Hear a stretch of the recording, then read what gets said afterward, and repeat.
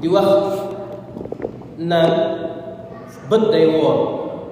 tànk day woor bët day woor de tànk day woor de comme que bët day woor yow yaa ngi bàyyi xel tuuti ci woor bi ci biir weeru woor bi boo xoolee loo xam waroo koo xool ne bët day woor de nga bàyyi xam nga yaa ngi entraîné ci taxawaay mais bu koor gi jàllee est-ce que loolu yaa ngi koy continuer war nga évaluer sa bopp nga xam ne waa man lan moo taxoon yàlla dama bët ndax dina ma bët day woor lu tax dina ma tànk day woor warumaa dem sabar ba koor bu jot dew ma ci sabar ba bu koor gi jeexee tànk boobu noonu koor gi daf la jàngaloon la entraînement la woon bu koor gi jeexee ndax mu mën a continuer il faut ñu bàyyi xel bu baax a baax a baax a baax lu am solo la ndax même laayee di ma jàng léegi nii sax ba pare boo demee ba ci mujjanteelu laay yu yàlla wax ci wàllu koor foofu noonu taqwa la ko jeexalaatee taqwa la ko jeexalaatee kadalika yubayinu llahu ayati linnaasi laallahum yattaqun foofu la ko jeexalaatee léegi tamit yakufu samaahu an il maasi muy daal di fegu wa dégg lu xaraam comme ni lay wax naan nopp day woor pour mu bañ a dégg lu xaraam mu joxe exemple ni ki zuur waxu caaxaan namima ci wàllu làmmiñ nit koo xamante ne dafay rambaaj lam lay wax mooy bu ko déglu sax rawatina yow nga dem di ko def kesib wàllu fen nga jéem koo bàyyi yooyu noonu xeet yooyu boo gisee mu commencé ko yooyu noonu fii ak bàyyi woo ko rek doo mën a yegg ci wàllu taqwa il faut que bàyyi ko mën a yegg ci taqwa bu nga xamante ni moom la yàlla soxla ci yow kon ñu bàyyi xel ni weeru koor bi def ñuy dimbali ci sellal suñu bakkan yi ba suñu bakkan yi du ñu def loo yooyu noonu yëpp léegi ba mu tuddee xaaj yooyu noonu nga xamante ni nit ki war na ko bàyyi ngir mën a yegg ci taqwa dafa wax yam mooy waral xeetu bon yooyu nga xamante ni bakkanu doomu aadama mu koy topp di ko def xeetu bon yooyu dafa wax lan moo ko waral mu ne waalam bi anna afla zil afaati xubbu riyaasati wa tarkul aati mu ne afaat yi yëpp gàkk-gàkk yi yëpp nga xamante ni moom mooy jàpp nit ñi nekk ci di ko def mu ne na ngeen xam ni dara waral na ko dul bëgg àdduna rek moo waral nit ñi lu leen neex ñi di ko def moo xam rambaaj ba ñuy def ak boo gisee nit la muy fen boo xoolee fen bu muy fen lu ci baree bari la ca gan lu ci biir yëpp mooy la muy am ci wàllu mbiru àddunaam képp ku àdduna sonal noo def gàtt-gàtt yi nga xamante ni baaxul ci nit ki bu nekk ci moom weeru koor bi nag dafay ñëw nit ki xiifloo ko ba nit ki sonn lu nga xamante ni mooy lépp lu nga xamante ni lu neex la bëccëg weeru koor par exemple yow ñu ne la am nga soxla fi dagal na nga daal di ko mun bàyyi ko fële lu baree bari yàlla mun na ko ci biir weeru koor bi ci loo xamante ni lépp lu neex bakkan rek ci yooyu na yëpp te yëpp mbiru àdduna la daw kon ñi bàyyi xel bu baax a baax ci junj yooyu nga xamante ni junj nañu deuxièmement bi mooy koor daf ñuy jàngal tamit muñ koor dafay jàngal doomu aadama muñ ndax patience dëgg ci koor lañ ko jàngal ndax premièrement yow fajar jot na nga dox fajar jot na ñu ne la buñ nee salaatu nañ rek bu lekkati nga toog lekkoo naanoo nga nekk ci bëccëg ndox maa ngi nii nga sànni ko fa bàyyi ko di xaar di patienté ba nuñ koy waxatee dog jot nga dog jot loolu patience la te patience boobu mun a jàngal feeg yow bàyyi ko xel bu baax a baax daa def évaluation bi sa bopp yow mu nga xamante ni yaa doon woor bu koor gi jàllee di nga bàyyi xel ni du lu nekk boo amee patience rek xaar moo xam ci sa wàllu àdduna la moo xam ci sa wàllu jaamu yàlla la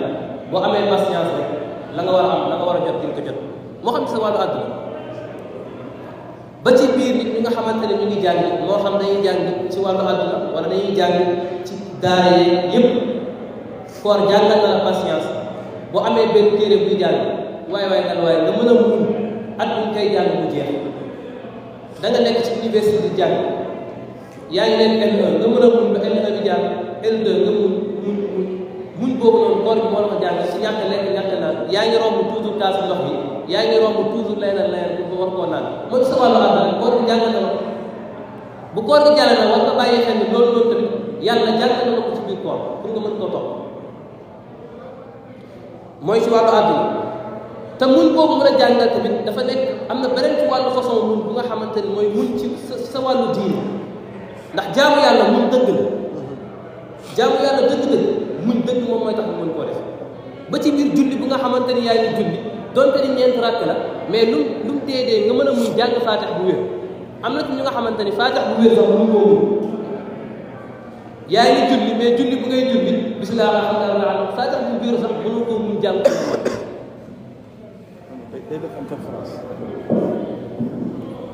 man faatix bu wér sax mënu koo muñ jàng ko normal yaa ngi nekk ci biir julli ci biir sama ci biir jaamu yàlla xam nga yow ci biir koor xalaatoo jël ndox naan xalaatoo ko def mukk boo ko jëlee tey ko def naa nag di nga fayaat yeneen ñaari weer ndax dañ lay punir mais comme que am na punition bi nga xamante ni moo nekk sa kanam ba tax na yow xalaatoo jël ndox naan muñ boobu noonu war nga yow def évaluation yow sa bopp nga taxaw xaat ni waaw man moo tax yàlla def loo ma nii loolu patience la nga mun ba sa biir jaamu yàlla nga mën a muñ rukkoo bu mat nga mën a muñ sujjóot bu mat sa biir jaamu yàlla ndax muñ boobu koor jàngaloon noonu ko ndax boo muñutoon ci biir koor dañ lay punir force ndax boo muñul naan ndox ñu punir la bu koor gi jàllee nga fay 2 mois encore loolu muñ bu la jàngale ci sa wàllu jaamu yàlla mu jàngal la tamit muñ ci bañ a mooy yàlla wax nañ muñ ci wàllu topp yàlla dañuy tënk rek waaye mu jàngal la tamit moom koor gi nga muñ ba doo mooy yàlla nga jàngeet tamit ci biir nga xam ni koor day damm bànneexu doomu aadama koor day damm bànneex fekkee yow bu koor gi jàllee boo bëri lee nekk da ngay bëri bànneex ba mën nga dem ci wàllu mooy yàlla ma ne man koor daal damm sama bànneex waaye naa wàññi lu may lekk ndax koor gi bu ma dogee lu may lekk du bari damay lekk tuuti mu jeex ma continuer dem naa ba koor gi jeex lekk bu bari daf may jëmee ci bànneex ba ma def lu nga xamante ni neexul yàlla entraîné woon naa ci koor gi kon bu koor gi jàllee war naa jéem a bàyyi xel wàññi lu may lekk ba mën a damm sama bànneex ma mën a muñ lu may yàlla kon koor day jàngal nit muñ may yàlla koor tamit dina jàngal nit tamit muy mën a muñ ci bu ko yàlla nattoo mu mën koo tegoo kon bokkuñ muñ ci wàllu topp sa borom muñ ci wàllu yow mooy bañ a may yàlla ak muñ tamit bu la yàlla nattoo nga mën koo tegoo yooyu yëpp patience la yi nga xamante ni koor gi daf la koy jàng ndax yooyu noonu bu nekkee ci nit ki ci doomu aadama bi ba mu dem ba mu yegg ci wàllu maraatib yooyu noonu ci lay yàlla dem nag leeral xolam mu am nuur leer bu nga xamante ni mooy dugg ci biir xolam leer googu noonu bu duggee ci biir xolam nag moom mooy tax xol bi baax bu xol bi baaxee nag doomu aadamam léppam baax ndax qaala rasulullahi sallallahu alayhi wa sallam wa ala alihi wa ashaabihi ajmain inna fi lqalbi inna fi ljasadi mudgatan ida salahat salaha aljasadu kulluh wa ida fasadat fasada aljasadu kulluh ala wa hiya alqalb ndax nit ki buy muñ ci wàllu topp yàlla mu ngi leeral xolam muy muñ ci wàllu mooy yàlla mu ngi leeral xolam ndax toujours nit ki bu moyee yàlla daal di moyaat yàlla dafay def ab rëylu kallaa bal raana ala qulubihim maa kaanu yàlla moo ko wax ci alquran nit ki dafa nga muy nuur ci wàllu mooy yàlla day dem ba def benn tomb ci biir xolam wowloo xolam nag leer la du duggati te bu xol ba bonee cër yi day bon moo tax yéen wax lu wax am na benn organe bu nga xamante ni mu ngi nekk ci xolu doomu aadama bi mu ngi nekk ci biir yaramu doomu aadama organe boobu bu baaxee cër yi doomu aadama yi baax bu bonee cër yi bon ñu bàyyi ci xel bu baax a baax xam naa ñu tënk rek daal di tëj ma jox xaj Mansour ndax xam naa temps bi dem na dafa am koor lu nga xamante ni comme ñu wax fii lépp lu nga xamante ni da koy dindi ci nit ki te yoo xamante ni fii ak nit ki mu ngi koy màggaale rek foofu laay tëjee ci ay am yàlla yu ñu indi rek fii ak nit ki mu ngi koy màggaale rek fa tabaarakallah boo moytu kàccoor lay dee wa baa'idu bil bu'di an umuuri musabbibaati al-mawti bil fujuuri izaayatu lil muslimiina wa zina kasratuhu min gayri tawbatin xana da'wa al-wilaayati wa amdun lil kadib wa amdun lil kadib ala an-nabi xikaayatan wal muntasif ila mashiixatin bila idnin zahar min ar-rijaali al-xukamaa ahli an-nadar am na ci juróom-ñetti mbir yu nga xamante ni nit ki fii ak juróom-ñetti jikko yooyu mu ngi nelaw ci moom jikko day nelaw ci nit ki moo xam bu bon la moo xam bu baax fii ak jikko yi mu ngi nelaw ci biir nit ki yeewoogul dem nit ki boo moytu kàccoor lay dee te koor bi bu ko nit ki bàyyee xel bu baax a baax yooyu loolu yépp koor da koy dindi ci doomu aadama bu ci njëkk isaayatu lil muslimin mooy lor jullit ñi koor mooy njëkk a jàngal solidarité boo nekkee ci biir koor doo lor kenn yaa ngi baalu xàq ñëpp yaa ngi jox ñu sax ñuy lekk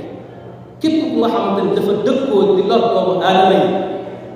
ci kàccoor lay dee yàlla incha allah wasina njaalo tasatu bu bari na njaalo ku bari njaalo ngay njaalo dañ ciy nuur sax njaalo nga dëkkee boo moytu ci kàccoor ngay dee te koor day damm bànneexu doomu aadama xiif ba ngoon day damm bànneexu doomu aadama lu ko de waxoon naa ko léegi Ghazali nee na képp ku woor ba ngoon la nga ñàkkoon a lekk yëpp nga bëgg koo dabaatal ci guddi gi hasard bu am ci yow mukk ci àdduna ci bàyyi xel mënoo woor ba ngoon lépp lu nga xamante ni moom nga amoon ci bëccëg gi ñàkk koo lekk bëgg koo dabaatal ci guddi gi ci wàllu lekk mënut a nekk il faut nga wàññi sa lekk moo tax képp ku bari lu nga xamante ni da ngay njaar foo ko toog foo toog yaa ngi ci yal nañ ci yàlla musal ci kàccoor ngay daawal wilaaya bëgg ak cëriñ woote wilaaya yal nañ ci yàlla musal loolu képp ku nga xamante ni yaa ngi ko dëkkee ci kàccoor ngay tey fenal yéen ci yàlla Muhammad yéen ci yàlla Muhammad moo wax nangam te fekk yéen ci yàlla Muhammad loolu nga wax yéen ci yàlla Muhammad waxu ko loolu képp ku ko dëkkee kàccoor ngay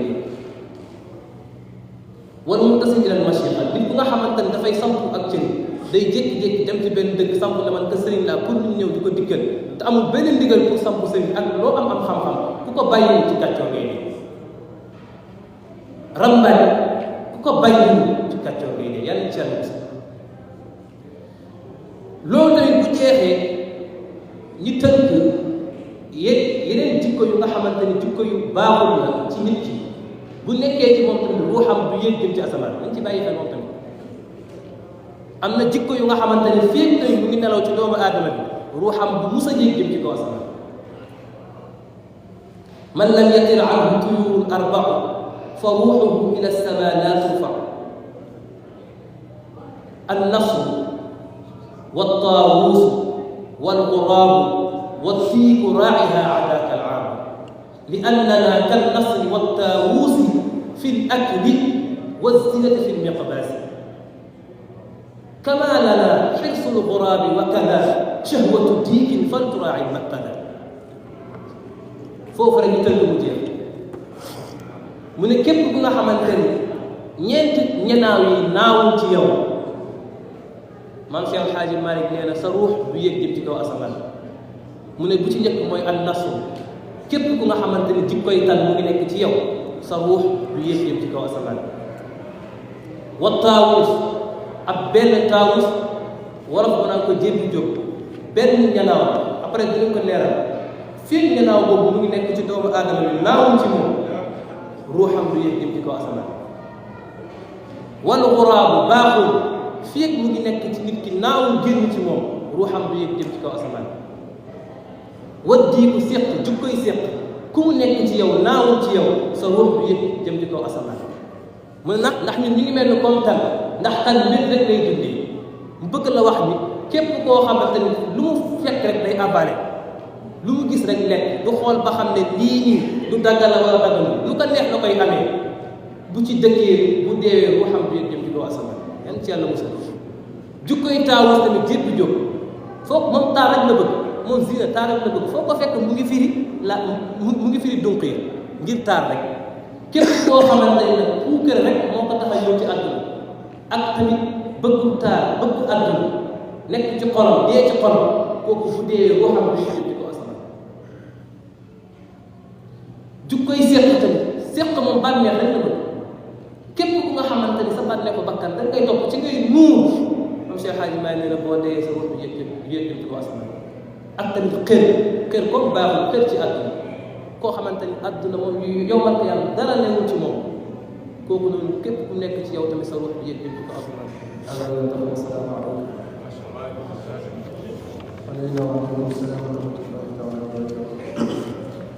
Donc, on va essayer de faire un petit résumé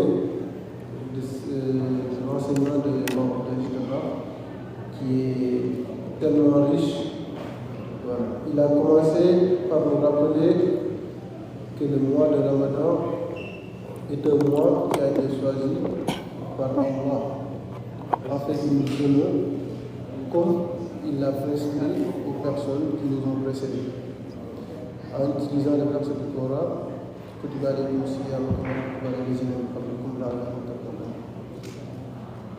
Pour qu'enfin on soit pur. Donc, en résumé, tout le mois de Ramadan, l'objectif final, c'est d'atteindre la piété. Mais, c'est quoi la piété? C'est la question qu'on s'est posée. Avant de répondre à cette question, il a développé le fait que le Ramadan est un moyen qui enlève les joies du nafs. Parce que l'homme est écrit de manière à toujours cesser les joies de son nafs. C'est de sa manière. Donc, de tous les moyens qu'il a fait pour que l'homme atteigne la piété, il se peut que certains moyens n'ont pas été respectés en la manière. Donc c'est ainsi que Dieu a pris un mois complet que nous jeûnions et que ce jeûne nous mène vers la piété. Avant d'entrer dans que ce soit les formes de piété qu'on a développées, il a appelé Imam Ghazali, comme vous le connaissez, les soufis. Dans l'un de ses citations, il dit que, en résumé, le sens, c'est que quand vous venez jusqu'à le soir et que votre objectif, c'est de rattraper tout ce que vous avez, vous n'avez pas mangé pendant la journée, vous ne pouvez pas bénéficier de la jeûne. Et si je dis bénéficier de la jeûne, cela veut dire que le taqwa dont on parlait, vous ne pouvez pas l'atteindre. Parce que vous, votre objectif, c'est le soir, vous rattrapez comme si vous n'étiez pas au mois de Ramadan. Après, les formes de piété qu'on a développées, la première, c'est que le jeûne nous mène vers la patience. Et comment il nous mène vers la patience? C'est que quand vous laissez vos femmes, ceux qui sont mariés, parce que vous n'avez pas le droit de toucher à vos femmes pendant la journée du jeûne, et que vos femmes aussi pareil. De même que aussi la patience au niveau. Parce que je vais développer un peu sur la patience, parce qu'en islam, vous savez qu'il y a trois formes de patience. Ce qu'on appelle sabwala, sabwan, sabrifi. Nous, la patience à sabr que l'on connaît, c'est la patience, ou bien disons la persévérance, quand la personne vit des moments difficiles. Mais si je vous dis que cette forme de patience est placée au niveau catégorie 3 des formes de patience. Ça veut dire qu'avant cette forme de patience, ou de persévérance, si je me rappelle, il y a d'autres formes de patience qui viennent en avant. Parce que si vous vous posez la question, il y a un verset du Coran qui dit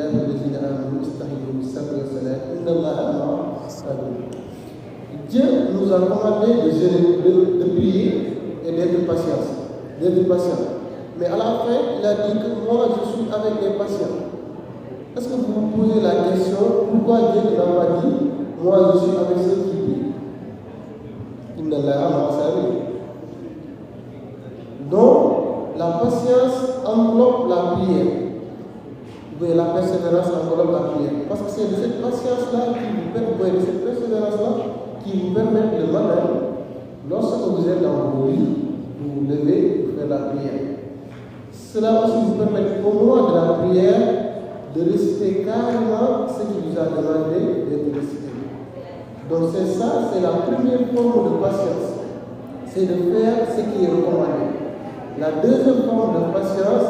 c'est de laisser ce qui est interdit. Parce que ce qui est interdit, il y a beaucoup de personnes, ils font tout ce que Dieu a commandé, mais le problème, c'est de laisser ce qui est interdit. Parce qu'on peut oublier tout ça, mais d'autre côté aussi, ils vont faire d'autres choses que Dieu a interdit. Alors, le Ramadan nous forme d'atteindre ces trois formes de patience qui nous permettent, premièrement, de faire ce que Dieu nous a commandé, et deuxièmement, de laisser ce qui nous est interdit, et troisièmement, d'être persévérant pendant que nous vivons des moments difficiles. Et quand vous avez cette persévérance, il y a ce qu'on appelle une lumière du cœur. Et la lumière qui entre dans votre cœur est ce qui permet à l'homme d'atteindre la perfection. Cela veut dire que tout ce qu'il fera après le Ramadan, disons que va être des choses qui seront positives et il y a des choses amélioratives dans sa vie. Parce que quand vous avez la lumière du cœur, tout ce que vous faites répond aux besoins d'Allah. Comme le dit le prophète dans l'un des hadiths, il a dit qu'il y a une matière chez vous. Lorsque cette matière est parfaite, l'homme devient parfait, si je veux dire, et lorsque cette matière est détruite, l'homme sera détruit. Et cette matière, c'est le cœur. Cela veut dire que donc, la lumière dans le cœur que vous allez atteindre au mois de Ramadan par la persévérance va vous permettre de faire des choses qui sont identiques, cela veut dire des bonnes choses que vous faisiez au mois de Ramadan et de répéter aussi pendant à la fin du mois de Ramadan et les autres mois qui vous suivent. Après, il y a développé aussi, il y a des comportements, c'est des personnes que le Ramadan enlève. Premièrement, c'est de faire du mal à un musulman. Comme vous le savez, on est obligé de vivre en communauté.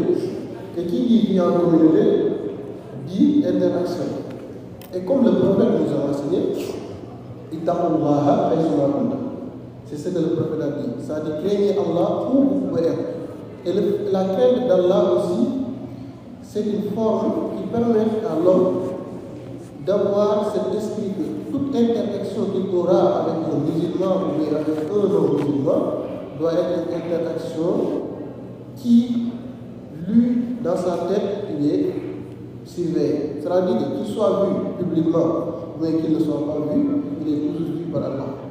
Donc, toute interaction qu'on doit avoir avec les autres, on doit le soigner. Et le deuxième comportement, c'est la fornication. Le Ramadan nous enseigne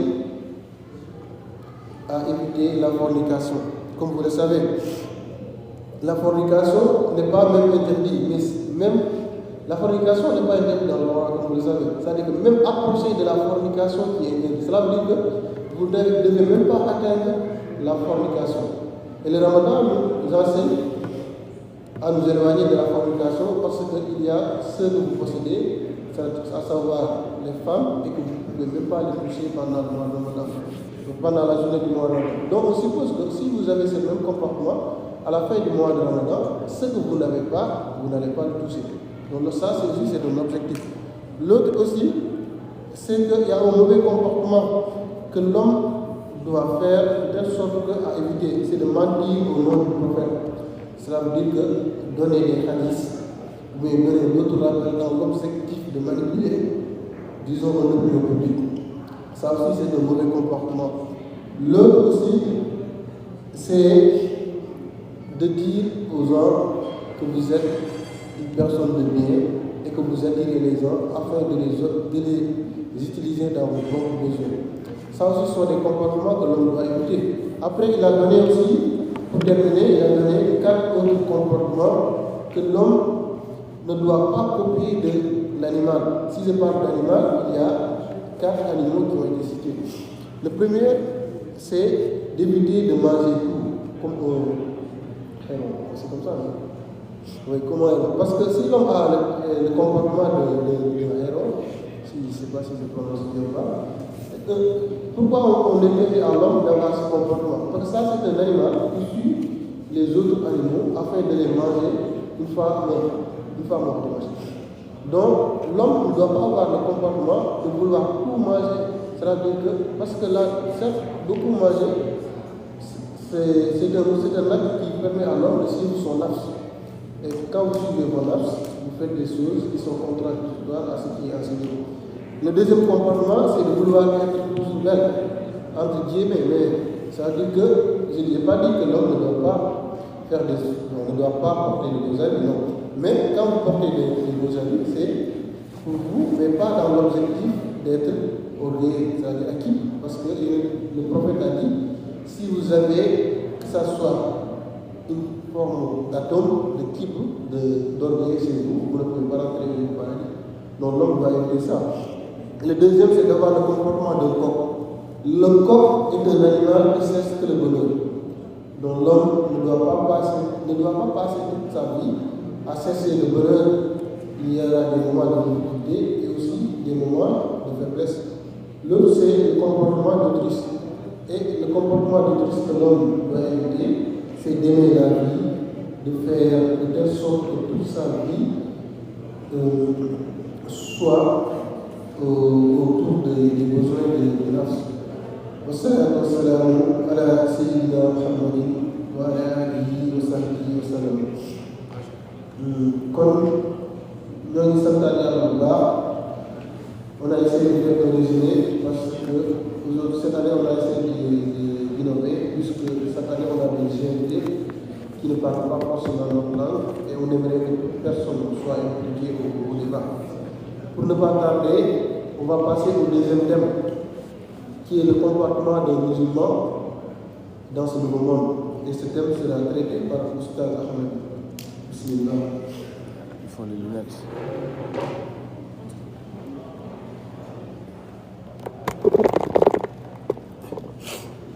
Assalamu alaikum wa rahmatullah. أعوذ بالله من الشيطان الرجيم بسم الله الرحمن الرحيم الحمد لله رب العالمين والصلاة والسلام على سيدنا محمد صلى الله عليه وسلم وأصحابه ومن تبعهم بإحسان إلى يوم الدين. أيها الإخوة، اعلموا أن معظم مشكلات الناس البشر سببنا فساد الأخلاق. mbokk yi bi ñu leen nuyoo ba pare di leen jaajëfal di leen masawu coono parce que la salle, la température est très basse, donc nous présentons toutes nos excuses. dañuy jéem a wax ci comportement wu jullit ci weeru koor, le comportement du musulman face aux défis pendant ces périodes. Islam lépp daf ko résumé ci lu facile, daf ko gàttal. bu fekkente ni dañoo jël jikko yi mooy taqwa, ragal yàlla, ak jikko ju rafet, maanaam bokk ci makaarimul axlaaq, ak sidq mooy di wax dëgg, Oustaz Abdou wax na ko sànq, ak sabr muñ, gis naa mu junj ko sànq, hifzul lisaan téye sa làmmiñ, tamassuku bi sunna baal jéppoo ci sunna nag ngay def sunna si, ak adlu maanu bi ak taawun bil birri wa taqwa. yii bu ko nit defee mën na mucc ci àdduna bi yi fi am nii. gis nga yàlla moo ni wala ya'khudhu Allahu nafsan ba'da a'uuzu billahi mina shaytaani rajiim izaa jaa ajaluhaa wallaahu xabiirun bimaa ta'maluun. gis nga ñëpp bu ñu xamee ni problème bi yëpp mooy dañoo yaakaar dee du am ñëpp gëm nañ dund mais yawmal xiyaam la nit ñi am problème mu gëm ko waaye bu la wóoree ni di nga fi jóge ëllëg sa mbokk jullit bi ngay yàq deram di nga topp sa ragal yàlla nga arrêté loolu ndaxte bis dina ñëw yawma laa tanfa'u shafaa'atun wala baniina bis boo xam ni papa du mënal doom dara doom du mënal yaay dara ñaata nit ñoo fi amoon doom yàlla jël ko tàggul leen ñaata nit la fi seen papa yow yoroon kër gi yàlla xëy jël ko ana ñu pardon seen borom kër yi te tus nga ci mënu bis boo sooraalee loolu di nga xam ne ragal yàlla dafa baax waaye da ngay xool nit di jàpp teru nit di ko yàq wallaahi da ngay fàtt ni suba di nga fi jóge wala yaasu billah yàlla ci yàlla musal man amila saalihan min zakarin aw unsa wa huwa muminun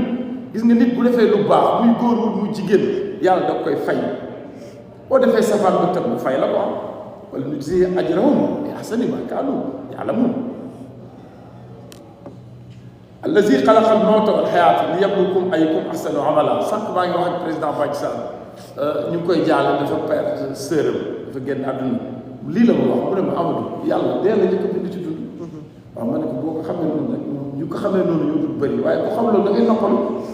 da ngay am doom nga kontaan waaye bu nga tàggee nit da nga xam ne yàlla moo bëgg loolu yàlla moo ni allazi xalaqa al-mawta wal hayaata la dundul dafa njëkk a bind dee door a bind dund liyabluwakum ayyukum ahsanu amala mani yaa ayyuhal lazina amanu ittaqullaha haqqa tuqaatihi nit ñi nañu ragal yàlla xam nga premier point bi nee naa la ragal yàlla gis nga boo ragalee yàlla dina am loo xam sax doo ko def xam nga dafa am benn baat bu am ci français ci olof te man xaw ma nu ñu koy waxee ci français mooy jomb lii jomb naa ko def xam nga rus naa ko def mooy da ngay gis sa papa sa grand frère taxaw nga rus koo def mais jomb boo tëjoo ci néeg sax doo ko def xam nga sànq yaa ngi wax di wax ay fornication yooyu nit bu jombee du ko def jomb mooy lii nga ne lii jomb naa ko def bu njëkk nag mag ñi loolu amoon na mag da ngay gis toog mu ne lii man jomb naa ko def waaye léegi nag jamono dafay bëgg a yàq yéen tubaab nag bu ngeen xamee nu ñu koy wax ci français ngay wax baat boobu ci kanam sëñ Mansour dina ma ko wa man yattaqillaha yaj'al lahu makhrajan la yàlla wax gis nga mu ne ku ragal yàlla yàlla mu ne dina la wutal mujj gu rafet kon nit ñi nañu ragal yàlla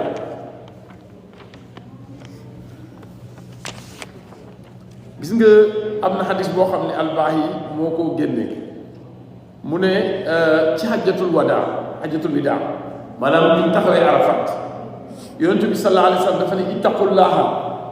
mu ne ragal leen yàlla wa sallu xamsakum te ngeen julli seen julli juróomi faites vos 5 prières wa suumu shahrakum mu ne vous jeûnez le ramadan ngeen woor weeru koor mu ne wa addu zakata amwaalahum ngeen génne azaka mu ne wa atii'u amrakum mu ne tadxulul jannata mu ne bu ngeen defee loolu da ngeen dugg aljanna amul benn werante comme dama koy résumé deuxième point bi mooy axlaaq mooy jikko yi am na benn woykatu arab bu ko yàgg a wax mu ne rabbu baniikum allimuhum hazibu fatayaatikum fa ilmu xayrul qiyaam wal ilmu maa lil mu'addimiina izaa hum xaraju ila dunya bi xayril xitaab yar leen seen doom yu góor ak seen jigéen ñi te ngeen jàngal leen xam-xam gis nga nit ñi nga xam ne nous les immigrés la ñi nga xam dañ ñëw fi Europe vous avez vu ku ci am métier il chôme pas celui qui a un savoir il chômera pas waaye ki nga xam ne tappale la fi bëgg a def bis bu ñu ko jàppee dina chômer ci biir kaso bi kon nañ yar suñu njaboot yi ñu jàngal leen gis nga xam-xam mu war a wekkat mu ne le pauvre bu ñëwee ci àdduna bi amul xam-xam bu ko amee fu mu dem toog Abdou Aziz macha allah fu mu taxaw wax ñu déglu ko parce que xam-xam la bu waxoon leneen dina ko koy dugal yàlla moo ni gis nga yàlla buy tagg yonent bi wa innaka la ala xuluqin azim la ko wax il a pas dit le prophète que t'es le fils d'Abdallah de fils ñun gàmmukat yi ñoo fi nekk naan ko yaay doomu diw diw yàlla waxul loolu de yàlla dani ko wa innaka la ala xuluqin azim yàlla ay jikkoom la tagg taggul doomu kan la kun ibna man shi'ta nekkal doomu ku la neex laysa al fata man yaqulu ha ana man yaqulu kaana abi walakin al fata man yaqulu ka hada ana gis nga nit dëgg mooy kii wax man maa mën lii waaye sama papa fi nekkoon sama papa amoon alal sama papa bu demee dem na gis nga soxna Aïcha radiyallahu anha biñ ko laajee ne ko le prophète lan mooy jikkoom mu ne kaana xuluquhul Qur'an mu ne jikkoom moo doon alxuraan lépp lu mu doon def ci alxuraan la koon def moo tax mu ne inna li kulli diinin xulqan wa xulqul islaam al hayaa nit day am kersa gis nga diine boo gis am nañ jikko waaye islam seen jikko mooy am kersa nit dafa am loo xam da nga koy jomba def. troisième point bi mooy as-sidq mooy di wax dëgg waaye dañuy wax dëgg waaye Sénégal nag moom yàlla na ma yàlla baal temps yële am na kuñ fa rayoon xaw ma dëkk bi yëpp génn nekk ay journaliste ku ne di kàcce ku nekk wax ni mu demee ñun moom yàlla def ñu ko natt wax dëgg am na nag bu koy wax waaye wax lu wax dëgg mi ngi commencé wul ngay nettali loo fekkeewul gis nga booy nettali loo fekkeewul su ma bàyyi bu ñu jàngal doon nañu wax mun nañu benn kilifa bu mag daf ko waxoon ne ko kooku ab benn xalif général la mu dem seeti ko mu ne gis nga ñu fi toog yi ñett fi nekk koo xam ni dafa bëgg wax lu ma neex ba ba fen ak ki nga xam ni day ñëw rek toog jàkkaarloo man amul jëriñ deful dara waaye mu ngi xooral mu yóbbu mu ne ak ki nga xam ne daa ñëw pour jàng si mu ne mbooloo moom gis day am ñetti ñoom ki ci gën nag mooy ki nga xam dafa toog jàng si mu ne wala yi boo koy fréquente foog nga ñaaree am da nga koy bëgg di ko fen parce que di nga gis a ñëw doo am loo koy wax nit day wax dëgg qulil haqqa walaw kaana ala nafsika gis nga dëgg même bu fekkente ni ci yow la wax ko am na ñoo xam dañoo ñeme dëgg mu ne ndax yonente bi sallallahu alayhi wa sallam ci xadis nee na inna sidqa yahdi ila al birr gis nga dëgg da lay yóbbu ci mbaax mu ne wa inna al birra yahdi ila al janna mu ne mbaax nag da lay yóbbu aljanna mu ne wa inna al rajula la yasduqu hatta yakuna sidqan nit dinay wax dëgg dañ am na koo xam ni xam nga fi ñu toog nii da ngay toog ñu ne la Malick Sarr ñu ne la ah lu mu la wax dina ko def ñu ne la diw Seck lu mu la wax dina ko def ñu ne la Papis Cillo ñu ne la ah boo jaaree jeele ko def lu mu la wax def xam nga loolu nit day nekk koo xam ni am waaye bu ñu ne la këree ngi ñëw ah tey mu fenati faut éviter ça waaw Papis moom boo bëggee ci moom dara da ngay jaar si jeele boobaa rek ngay sotti biñ topp mooy asabr mooy muñ nag lu jafe la xam nga muñ da ngay muñ mooy bi nga amee kattanu def ko waxuma muñu olof de olof bu ne bàyyi na la ak yàlla parce que mënuloo tus jéem na ba sonn mu ne bàyyi ak naa ak yàlla gis nga nit da koy bàyyi ak yàlla bi nga amee ci moom pexe gis nga boo demee sa Arabie Saoudia bu nit reyee nit ñu war ko rey dañuy woo famille bi ne ndax baal nañ ko góor gi mu sa ñu nettali mu ne mu sa fekk benn koo ñu rey sërëm mu ñëw ne baal naa ki ko rey ba pare nag guddi ñoo la invité reer mu waa ji ñëw reer seen kër ñu waar ko ay Sénégal boo fa tooñal nit loolu mooy baale nit day mën a muñ da ngay muñ bi nga amee doole waaye nekkul bi sa pexe jeexee ngay muñ wasbir fa inna allaha waaye doon ajral muhsinin gis nga ñi muñ yàlla du leen seen yoon yàlla du ko delloo yàlla da leen di fay yoon da leen di fay bul innama yuwaffi saabiruna ajrahum bi xayri hisaab ñii muñ yàlla du leen jaaral jugement direct aljanna la ñuy dem yàlla nañu yàlla boole ci ñoom ñoo xam dañuy muñ ngeen baal ma rek dama koy résumé rek wa amru ahluka bi salaat mu ne ko wasbir alayha laa nasaluka rizqan nahnu narzuquka wal aqibatu lit taqwa nit ki bu ragalee yàlla mën a muñ gis nga lu nekk rek mën na ko am ci àdduna ma jàll bi ci topp mooy hifzul lisaan loolu nag moom xaw na jafe téye sa làmmiñ wax loo xam gis nga yonent bi sallallahu alayhi wa sallam nee na al muslim man salima al muslimuna min lisaanihi wa yadihi jullit dëgg mooy ki nga xam ne yeneen jullit yi mucc nañ ci sa làmmiñ jullit warul nekk koo xam ne buñ ne Alioune Sarr ñu ne déet moom de bu fi lu mu wax ci gaa yi la nekk jullit dafa war a nekk koo xam ne lu baax lay wax ci nit ñi sa mbokk jullit sax bu defee lu warul def nga dem ci keneen ki ne ko ah Mansour de nee na ku baax nga fekk Mansour waxul loolu de nga dem ne ko Mansour nee na yow ku baax nga gis nga loolu boo koy def jullit noonu la war a jikko man kaana yuminu billahi wal yawmil axir falyaqul xayran aw liyasmut ku gëm yàlla gëm alaxira gis nga da ngay wax jàmm wala nga noppi waaye ku aw fit am na ñoo xam ne bu ñu waxee rek musiba la ñu wax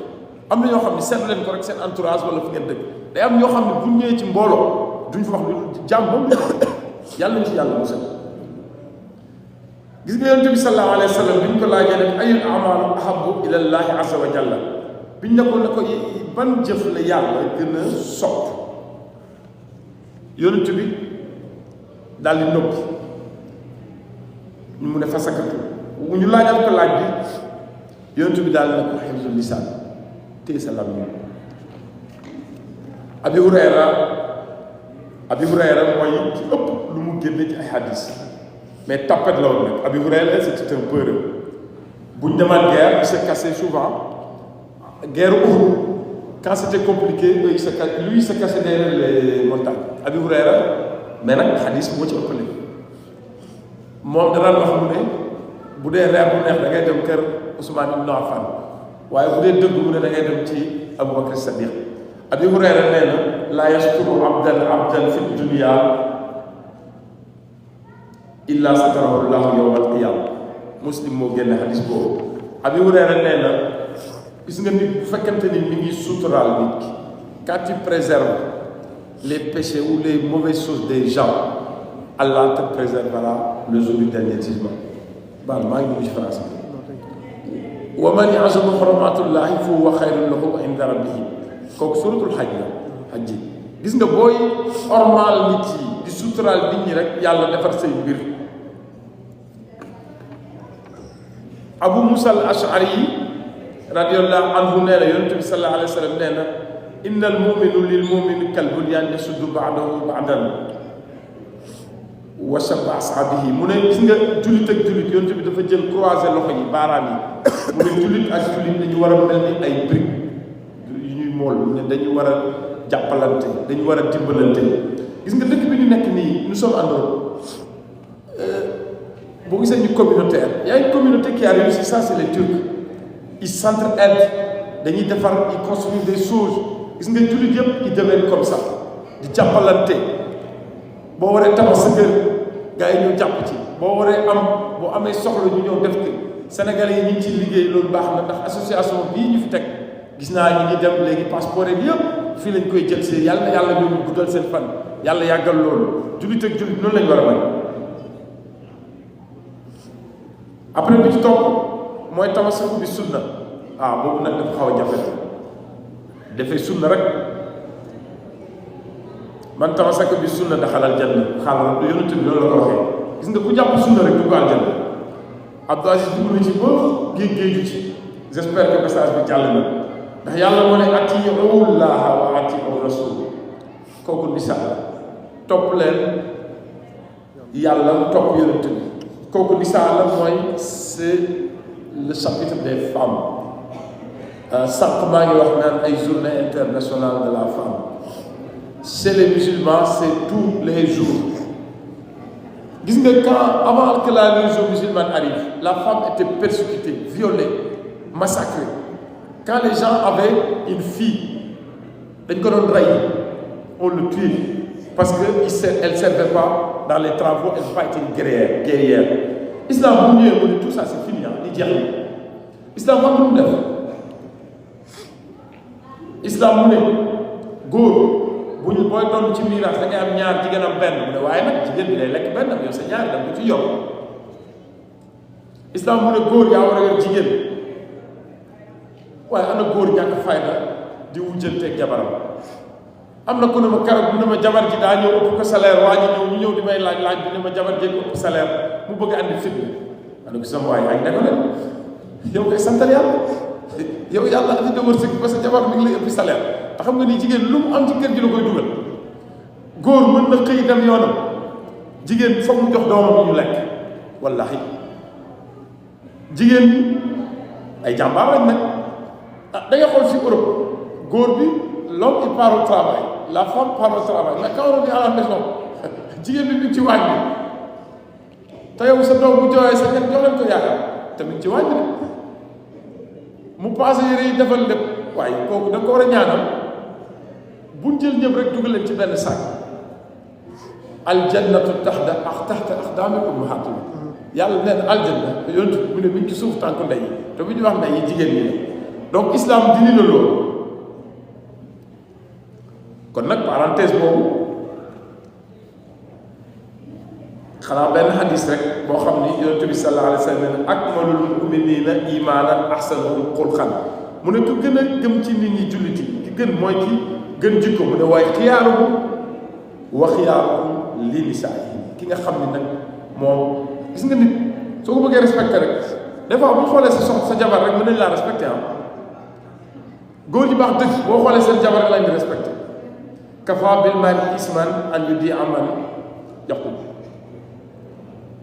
loolu nag pour rendre hommage fii la waaye nag jigéen ñi dañuy xam ne aussi jigéen moo waxoon ci alxuraan yaayu Isa Sainte Vierge lu mu tudd Mariam mu ne walay sa zakaru kal unsa moom moo ko wax de si jigéen a ko wax mu ne ah c'est elle qui avait dit en Dieu l'homme n'est pas comme une femme mu dee loolu lañ koy tekkee am na loo xam ni jigéen du ko mën avant dernier point bi mooy adlu maanu borom bi subhanahu wa taala moo ne yaa ayyuha allazina amanu kunu qawamina lillahi shuhada bil qist ragal yàlla nag jub dafa xaw a métti gis nga kàccoor moo gën a yomb jub dafa métti inna allaha ya'murukum an tu'tul amanata ila ahliha wa iza hakamtum bayna an-nasi an tahkumu bil adli gis nga bu leen di atte ci diggante nit ñi def leen ko ci maanu ak ragal yàlla looloo gën a jafe ñaar ñi jote nañ say doom sax bu ñu jotee da ngaa war a maanu ci diggante bi xam nga ñaari ginaar sax bu ñuy xeex am na boo farala mais nag waroo koo wane parce que nit moo mel noonu moo impartial kon nag nañu maanu bu baax inna allaha ya'murukum bil adli wal ihsan wa ita'i zil qurba wa yanha 'anil fahsha'i wal munkar wal baghi ya'zukum la'allakum tadhakkarun kooku suratul nahl la c'est la sourate 16 si je ne me trompe pas aya 90 yàlla mu ne mu ngi leen di digal ci maanu ak rafetal caractère maanu bi moo ma intéressé foofu Abi Hurayra radiyallahu anhu yàlla ko yàlla gërëm mu ne yonent bi sallallahu alayhi wa sallam nee na salaasatun laa turaddu da'watuhum mu ne ñett ñi suñu ñaanee yàlla da koy nangu ñu ne ko kan mu ne as-saa'imu hattaa yaftur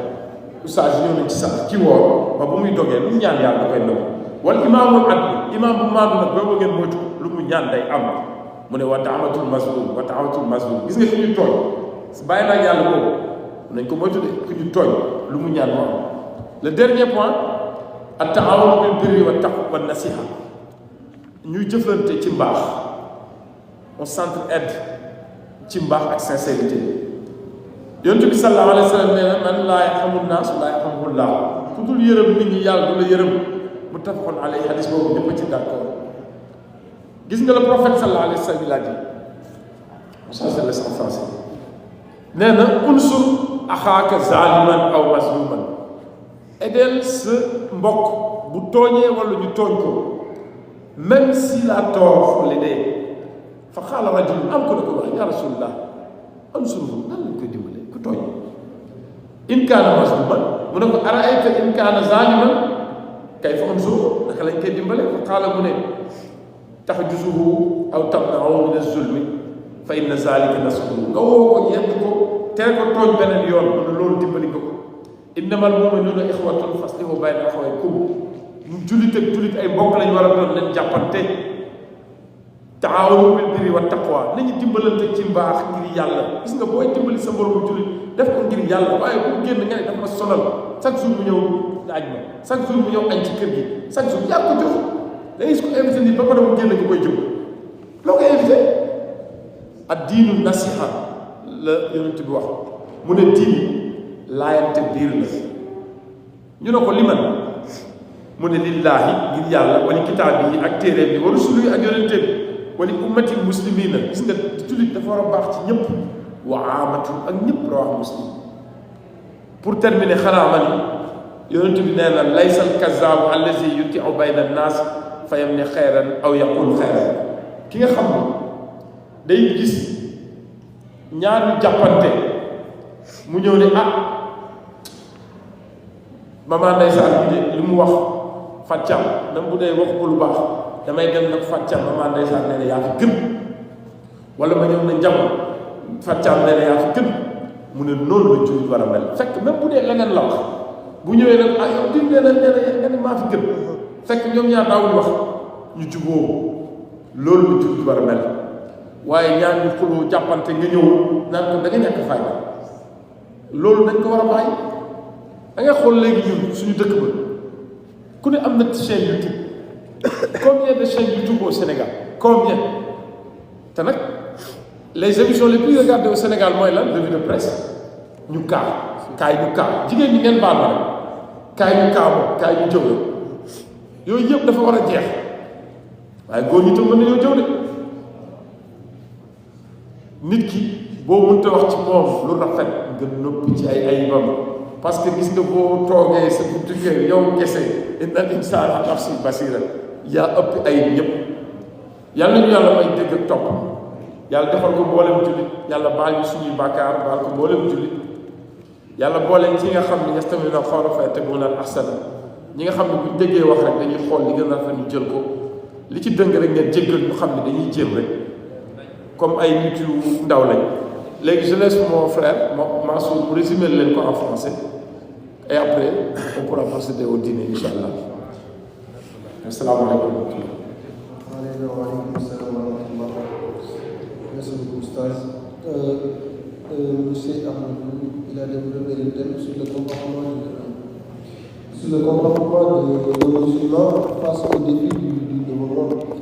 Et pour développer ce thème, il a insisté sur 8 points. Le premier, c'est la piété, puis la moralité et l'honnêteté, la patience, garder sa langue aussi comme musulman, garder aussi, suivre le sunna du prophète et aussi d'avoir une entraide entre musulmans. Là, le premier point, on l'a déjà développé avec le groupe, c'est la piété. On a parlé de taqwa et on avait parlé de comment on peut faire pour atteindre ce taqwa, puisque le Ramadan est un mois. Le deuxième point qui est très intéressant, c'est la moralité. La moralité, si on parle de moralité, c'est un musulman, c'est ce qui désigne les valeurs et les principes qui guident le comportement de personnes, oriente ses actions envers les autres. Et de cette moralité, il inclut la sincérité, l'honnêteté, l'humilité, la patience, la justice et la bienveillance. Parce que le prophète, il a dit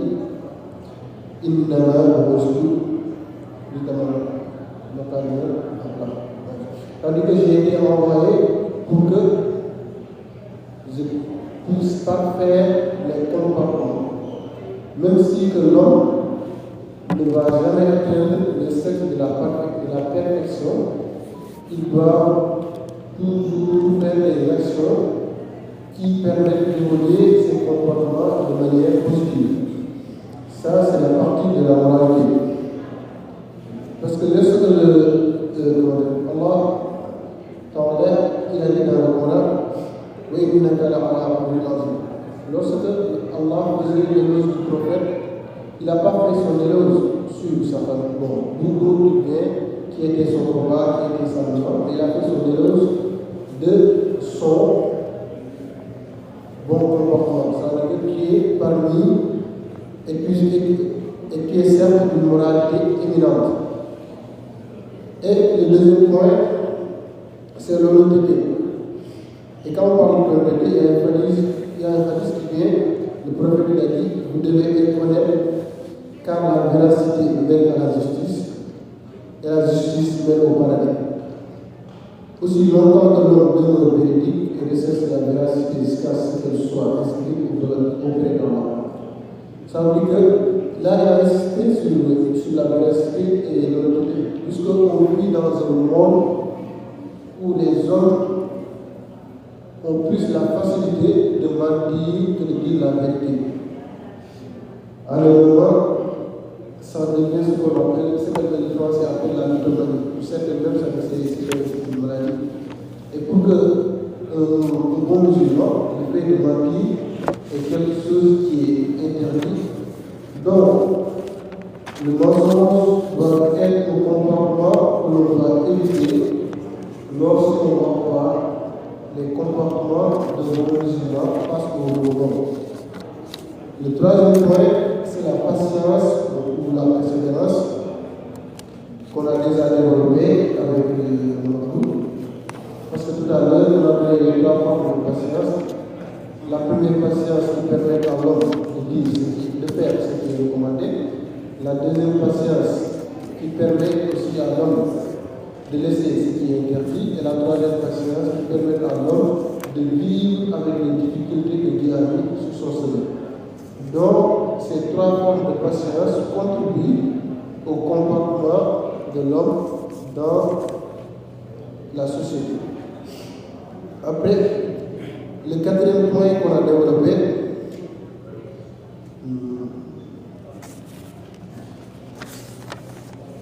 le point 4, c'est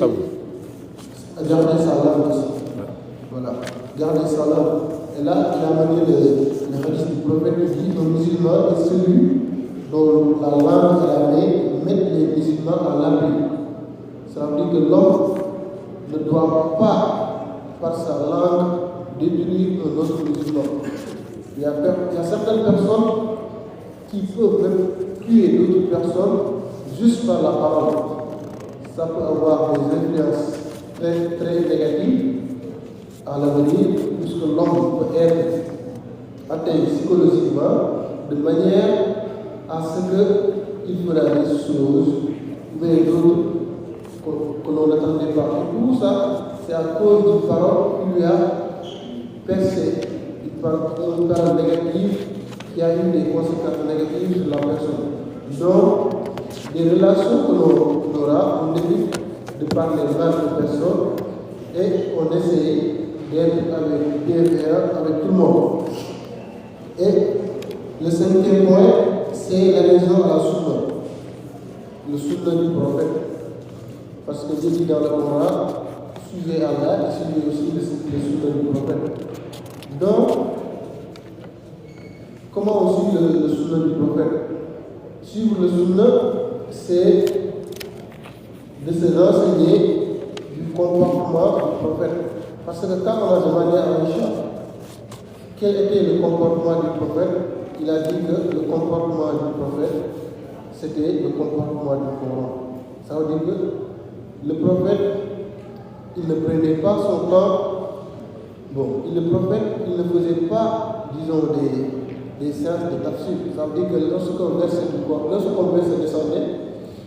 il restait sur son coin et de ses comportements qu'il agisse, ce sont les comportements-là qui définissent le verset. Mais ce sont les comportements-là qui font le tafsir du verset. Donc, un bon comportement est très intéressant pour un bon musulman. Et pour avoir ce bon comportement, il faut suivre le sunna du prophète et suivre aussi le Coran. Après, on a développé aussi la partie pour les femmes. Comme j'ai lu quelque part, il y a une personne qui a dit les femmes sont des usines à hommes. Si la femme est juste, le foyer et la société sont justes. Et là, il faut donner juste quelques exemples. Parce que si vous voyez dans l'histoire, toutes les grandes personnes, ou bien toutes les plus célèbres ont été éduquées, ou bien leur éducation, une femme en a contribué. Que ce soit Imam Bukhari, comme vous savez, Imam Safi, Imam Ahmed ibn Hanbal, Imam Ibn Bas, de même aussi le prophète Isa et Mariam. Les trois prophètes, oui. Et aussi, comme vous le savez, de même que Moussa et le prophète Mohammed, parce que vous savez qu'il a perdu son père lorsqu'il avait 2 mois dans le ventre de sa mère. Ça veut dire que la femme est un outil pour l'homme et aussi pour la société. Mais il ne faut pas qu'on tombe sur le piège que certains nous font croire que l'islam maltraite la femme. Non, ça n'existe pas. Parce que si vous retournez dans l'histoire, avant l'arrivée de l'islam, toutes les sociétés qui étaient là ne respectaient pas la femme. Il y avait beaucoup de formes de torture qui y avait. Mais lorsque l'islam est venu, il a dit que ce soit l'homme, que ce soit la femme, ce sont des piliers, ce sont des personnes qui sont complémentaires. L'un ne peut pas aller sans l'autre. Alors l'islam a élevé les femmes et les amis dans des rangs les plus grands. Il y a même une sourate dans le Coran qui porte le nom des femmes. Donc cela veut dire que l'islam respecte les femmes. Donc ne tombons pas sur le piège qui fait croire que l'islam ne respecte pas la femme. Ça, c'est faux. Et pour terminer, Imam, il a terminé avec l'entretien entre musulmans. Comme je l'avais dit tout à l'heure, comme l'a dit le prophète. Donc, de toute interaction qu'on aura avec les musulmans, que ce soit dans nos lieux de travail, que ce soit dans nos lieux de vie, il faut avoir ce qu'on appelle le taqwa. Pourquoi? Parce que l'islam ne se limite pas simplement prier, passer toute la nuit à avoir son chapelet et faire des zikr. Et même ce qui montre que ces zikr que vous faites, disons, à quelque chose de positif, c'est le comportement que l'homme aura envers les hommes. Ça veut dire que lorsque vous travaillez, vous devez avoir dans votre tête que ce travail-là est une forme d'adoration parce que je travaille dans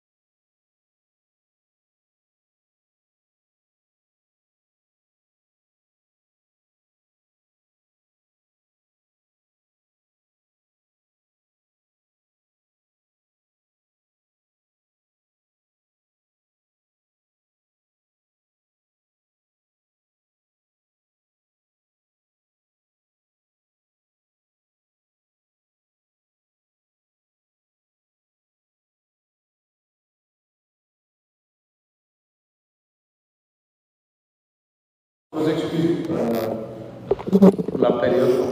Et là, bientôt, on va manger, Inch'Allah. Et comme l'a dit Oustaz Mansour, honneur aux dames. Vous savez qu'il y a parmi les plus grands prophètes, sallallahu alayhi wa sallam, il y en a 3 qui ont été élevés par des femmes. Sayyidina Muhammad sallallahu alayhi wa sallam, Aïssa aussi a été élevé par une femme, et Moussa. Et vous savez que le nom de Mariam, qui était la mère d'Issa, Jésus, a été cité 34 fois dans le Coran. Et c'était une femme. Les femmes ont une sourate, un chapitre spécial, et les hommes, ils n'ont pas ça. Et quand les gens tirent leur enfant, quand ils étaient nés, quand c'était une fille, c'est pour qu'Allah, il a dit non, vous m'arrêtez ça, quoi. Parce que chaque enfant tué, on va lui demander quel péché ils ont fait, ou de tout ce qu'il a, et ils ont.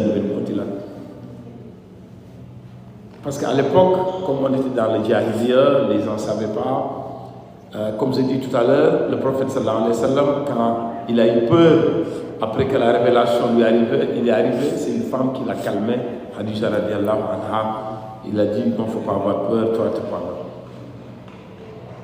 Il faut savoir que notre maman Aïcha radiallahu anha, quand les gens couraient à Uhud, vous savez que les prêcheurs là, ils aiment bien de dire que Uhud, on a gagné tel combat, on a gagné. Mais Uhud, on n'a pas gagné, on a fui. C'est pas moi qui le dis, c'est Allah qui l'a dit. Is tous idoula, sama gars yi, wala taluna wa rasul wa yamtikum jeex na fi ukhra. Le prophète il courait derrière les sahaba pour leur dire venez. Et Sokhna Aïssa radiallahu anha, elle prenait des bouteilles d'eau pour donner aux combattants. Et c'était une femme. waaye bu mel ni Malick Sarr moom loo bëgg ci moom jaaral ci suuf rek parce que am na ñoo xam ne nag femme yaa ngi joué lañu ba léegi nag Malick moom mooy jaar suuf ak jàmm yàlla nañu yàlla may dégg ak topp may ko mboolem jullit xam naa ni ñu bëri am nañ fa ay aajo ku ci mën rek yaa fattaaxu bi après booy bi tëj kaamil bi yaa fattaaxu bi 111 fois yaa razaq 111 fois yaa kaafi 111 fois yaa haadi 111 fois bii moom soo ko defee déwén bu ñu fi tajee bu soobee yàlla bu fekkente ni aajo yi fajul wala am ci kii Cheikh Tidiane dina wax ak moom bu soobee yàlla